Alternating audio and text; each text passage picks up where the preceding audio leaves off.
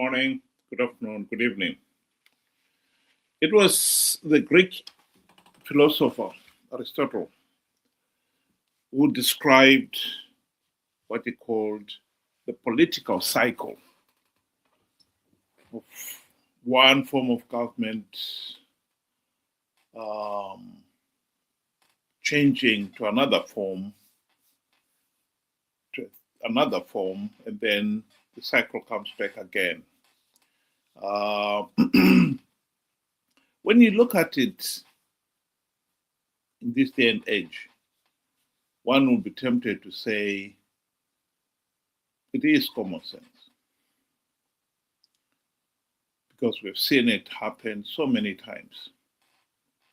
This is a description of that cycle that Aristotle was talking about. Political cycle. A just king rules with wisdom and strength. This is monarchy. But his son inherits power without earning it. He takes whatever he wants. Other men's wives, other men's lives. This is how monarchy rots into tyranny. Then the people must revolt. They overthrow the crown and hand power to the educated and competent, the elite class of society. This is aristocracy. For a time, they govern wisely, but within generations, they hoard wealth, rewrite laws to benefit themselves, and forget the common good. Once again, the people rise up and bring revolution. A government of the people, by the people, for the people. This is democracy. But to stay in power, the ruler must win votes. So leadership becomes a popularity contest. Each new leader campaigns against the last, dividing society deeper. As chaos spreads, a strong man seizes the moment and takes absolute power. The cycle returns to dictatorship. It's not about the system. It's about human nature, which is flawed. Machiavelli. Oh, that makes sense. In fact, one can say it's common sense. If we agree that common sense is nonetheless not very common, especially in this day and age, when there's so much information and it is easy to find out what's going on. And yet, we still have some societies that are stuck in that cycle. Indeed, I think one can say that those societies that have taken the trouble to understand what Machiavelli called human nature and take the necessary measures to make sure that those in positions of power and authority are always accountable to the people. They have avoided the extreme cases where a just monarch becomes a dictator. A democracy becomes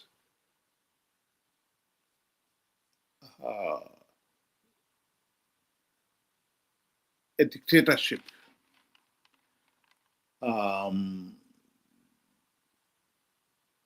Where power is invested or limited to a select few. In the case of countries like Zimbabwe, as much as some people would want to believe that Zimbabwe is a democracy, the truth of the matter is we are not a democracy at all. We've never been a democracy. We have never held free, fair, and credible elections in the country's history. 45-year history since independence. Free, fair, and credible is one of the requisitions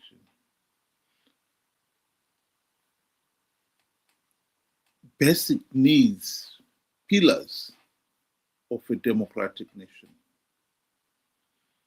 We've not taken the trouble to know what constitutes free, fair, and credible elections.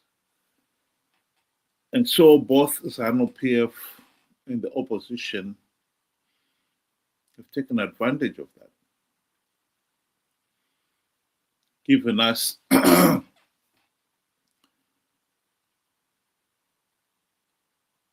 flawed electoral processes and claimed they were democratic processes. ZANU-PF has blatantly rigged the elections, and the opposition has participated in those flawed elections, telling their followers they can win rigged elections.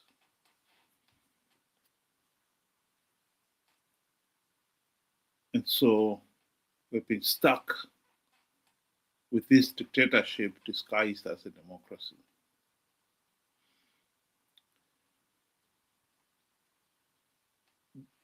The problem, and I've discussed it on this platform, is really one of, there are three types of human beings out there, according to the Greeks. There is the idiot who doesn't care about anything else, only cares about me, myself, and I. And then there is the tribesman. And the tribesman thinks of only his tribe. And the leader is their God. The third type of citizen, third type of person is the citizen, who appreciates the importance of rule of law, of political stability, of doing unto others as you would want them to do unto you. In those societies where the citizen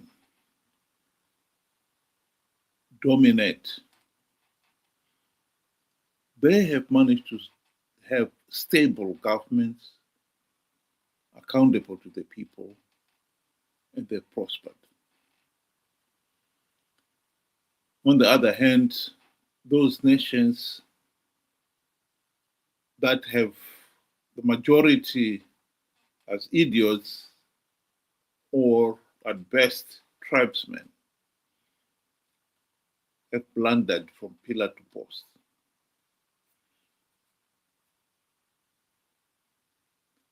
They've elected leaders on the basis of he or she is from my tribe. Their competence has become irrelevant. And so they've never had competent government. And when you appoint somebody on the basis of the tribe, you open the Pandora's box, because corruption becomes the norm. You want to appoint people from your region so that you could take advantage of the situation for your own selfish benefit. That has never worked in any society. The level of waste of resources, both human and material resources, is what has undermined those societies.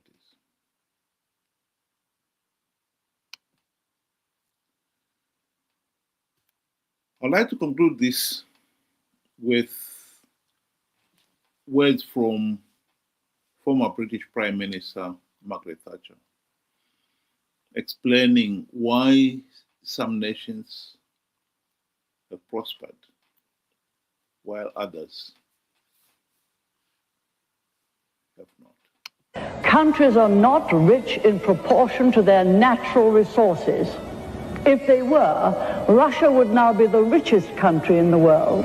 Angola would be very rich, and there are many other countries that have a lot of natural resources, but they have not had an enterprise economy to develop those resources. Russia has everything: oil, gas, diamonds, platinum, gold, silver, timber, marvelous soil, but has been poor. She's also, on the second point, got very bad environment, the Aral Sea. I remember going to one communist country in about the 60s and seeing a powder coming out of a chimney of brown gas, which of course is a nitrous gas. And I was absolutely horrified. I said, well, what are you doing letting that happen? The lungs of the people must be terrible. This is acid. You can't let that go on. Tact has never been my strong point, as you know. And it is the countries that have had the wrong system, which have not created the wealth, have not cared about people. Look at the other side. Japan, no natural resources. Switzerland, no natural resources. Taiwan, no natural resources. It is the political system which enhances the enterprise of the people and gives it a framework within which to operate, which will deal with this poverty.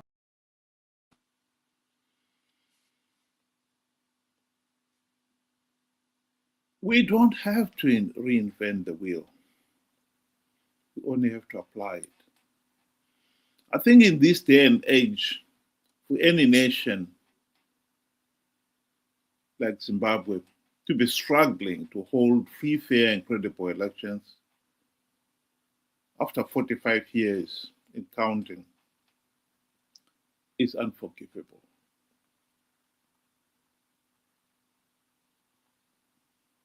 And we are stuck there for no other reason other than the majority of the people out there haven't even bothered to stop and think, what is it that constitutes free, fair, and credible elections? In this day and age, tragic. Thank you very much. Have a good evening.